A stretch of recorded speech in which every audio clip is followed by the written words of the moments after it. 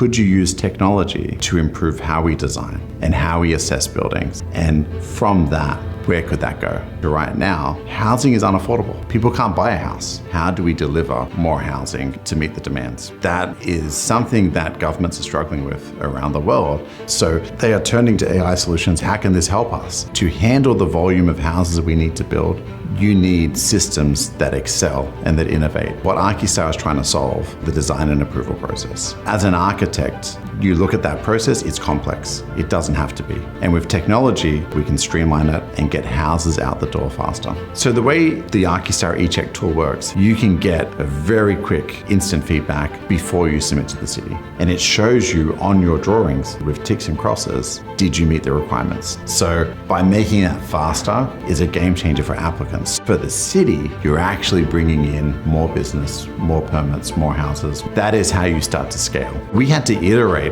a lot of times on that engine to say, can this handle the complexity of different cities? Because every city has their own rules. If you could see a world where the design and permitting process was instant, the cost of buying a house becomes a lot more feasible. And what Archistar is doing is getting those permits out the door so that we can build faster, we can build more, and we can play our part to solve that housing crisis. And we are just getting started.